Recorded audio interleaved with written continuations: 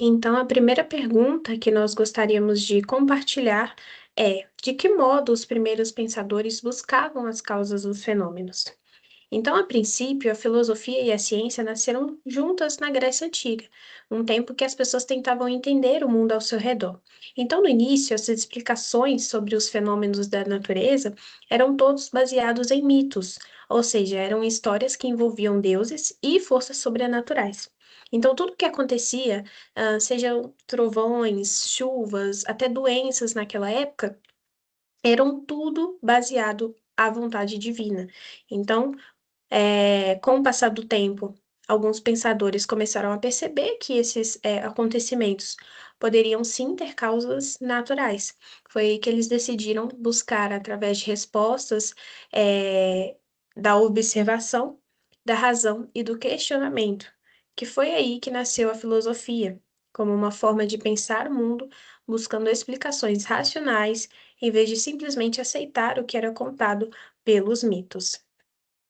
Então, como exemplos desses pensadores da época, nós temos Leucipo e Demócrito. Eles eram conhecidos como atomistas. Eles acreditavam que toda a realidade era composta por pequenas partículas indivisíveis chamadas átomos, e que tudo que existe, inclusive a alma humana, era formado por eles.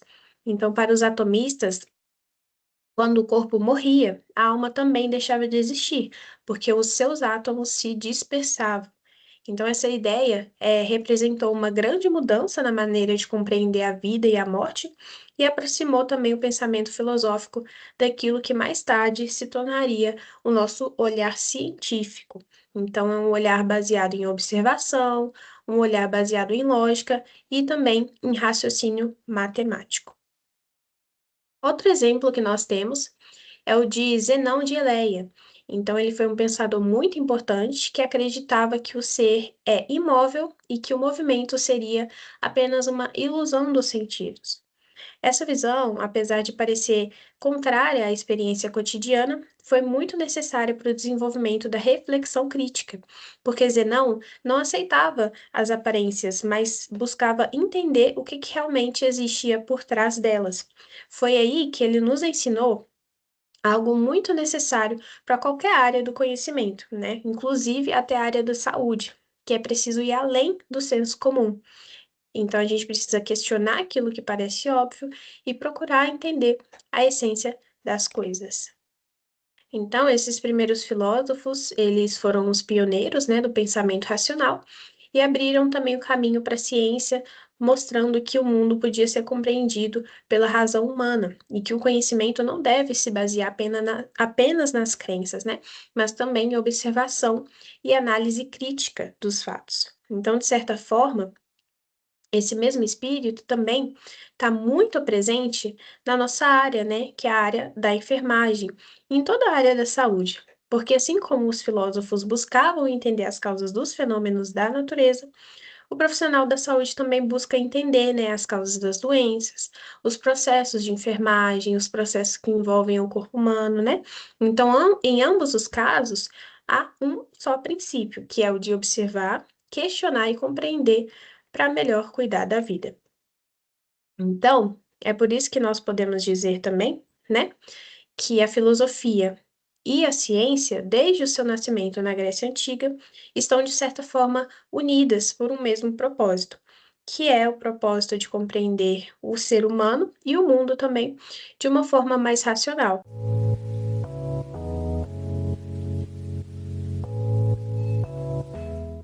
Bom, nas aulas de filosofia, nós podemos aprender um pouco sobre como a filosofia se manifesta no nosso dia a dia, no nosso cotidiano, e a arte faz parte disso.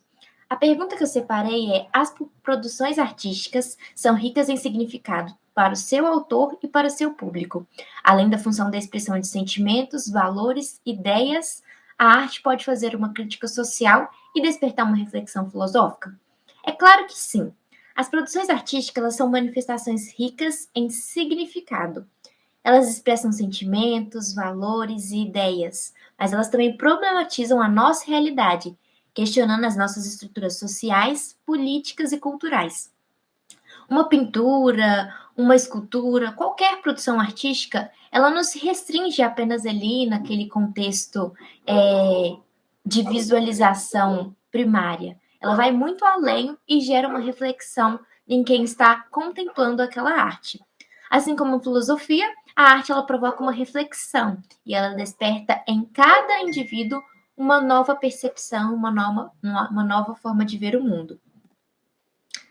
A arte e a reflexão filosófica elas andam juntas.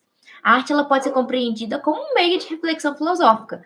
As criações artísticas elas não se limitam apenas ao contexto estético. Elas envolvem interpretações e questionamentos existenciais. Com cada obra pode ser a mais simples ou a mais complexa esteticamente, se a gente for olhar ali aquelas questões artísticas de traços, cores, mas ela vai além disso. Ela promove no seu público o pensamento de valores morais, sociais e humanos, tornando-se um instrumento de crítica e conscientização. A filósofa Marilena Chauí, ela diz que a arte ela é uma linguagem simbólica que revela contradições sociais, critica injustiças e amplia nossa visão de mundo. Falando nessa questão de criticar e trazer novas percepções de mundo, a arte também é uma forma de trazer críticas sociais. A arte, todas as suas manifestações artísticas, ela cumpre um papel muito importante, que é promover o questionamento, a realidade e as denúncias, né, uma forma de denunciar as desigualdades da nossa sociedade. Por meio de símbolos, metáforas, artistas, seja de qual for a nacionalidade, abordam temas como o autoritarismo, o consumismo, a violência e a exclusão social. Essa dimensão critica e transforma a arte em um instrumento de resistência e transformação cultural. Pensando nisso, eu trouxe o artista de rua mundialmente famoso, que é o Banksy, e através das suas artes em paredes de ruas, ele expressa críticas ao poder, à mídia, à hipocrisia social, ao consumismo.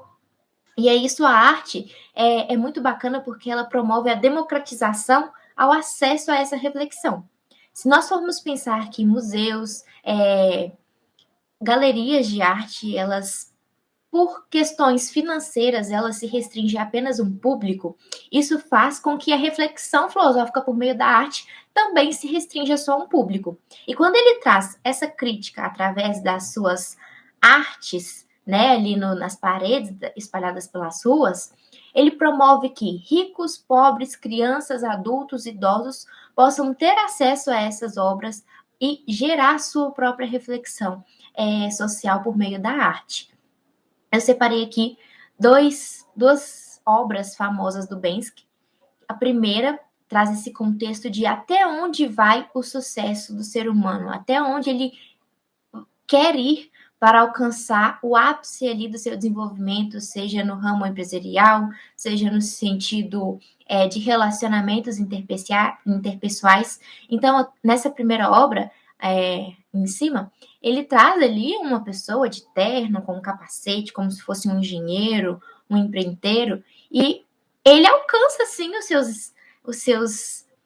seus desejos ali profissionais, né? Tem um ápice, a ascensão social por meio do seu trabalho, mas para que ele alcance esse sucesso, ele precisa explorar pessoas, retirar pessoas das suas moradias, da sua zona de conforto. Então, até onde vai o sucesso do ser humano? Ou o que é preciso ser feito para que ele alcance esse sucesso? E na de baixo é uma crítica às guerras, à violência que existe em todo o mundo, em todas as épocas. Um rapaz com uma máscara, digamos assim, ele teoricamente jogaria um coquetel molotov, né? Trazendo mais problemas ali num contexto de guerra, mas ao invés dele fazer isso, ele lança flores. Ou seja, uma crítica às guerras, à violência, e ao invés de lançar algo que inflame ainda mais esse contexto conturbado, ele lança flores, trazendo ali esperança, amor por um cenário de guerra.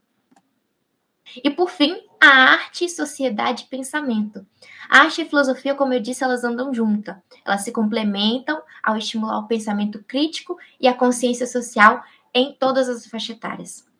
Ambas, tanto a arte como a filosofia, elas nos convidam a ir além da aparência, além daquela primeira impressão, né? Ali, além da visualização básica. Elas revelam o que está oculto nas relações humanas.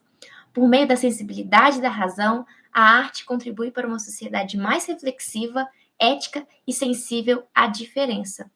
A arte, seja qual for a sua manifestação, através de filmes, através de pinturas, esculturas, ela vai trazer ao seu público uma crítica. Algumas trazem uma crítica mais óbvia, outras exigem um pouco mais de reflexão, mas em todas as artes é possível trazer um aprendizado e mais trazer uma consciência social para o seu público. Então, que nós possamos ter um olhar mais amplo para a arte e compreender que a arte e a filosofia fazem parte da construção social e é importante para o desenvolvimento da consciência e das relações humanas.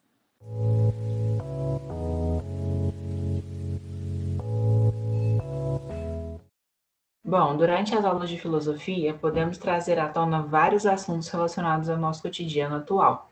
E a pergunta selecionada foi: diante dos sistemas político-econômicos atuais, como dar início ao eco-humanismo? Bom, o eco-humanismo é um conceito inspirado pelo Papa Francisco e reforçado por Maurício Abdala. Ele propõe repensar o modo como vivemos e nos relacionamos com o planeta. Hoje a gente vive em um mundo marcado pelo consumo e pela busca incessante do lucro e pela exploração da natureza. E o ecohumanismo, ele coloca a vida no centro das decisões políticas, econômicas e sociais, e traz uma visão de que tudo está interligado, o ser humano, a natureza, a economia e a sociedade.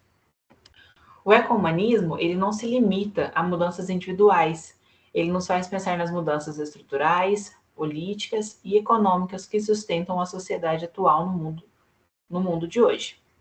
Com a busca incessante por lucro, né, que é priorizada acima da vida, gera desigualdade, exclusão e degradação ambiental.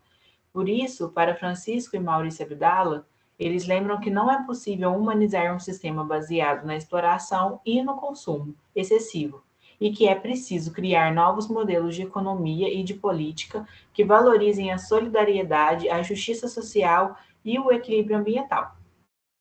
Portanto, o ecohumanismo nos induz a ter atitudes que refletem o cuidado com o consumo excessivo, evitar o desperdício, respeitar o próximo e o ambiente.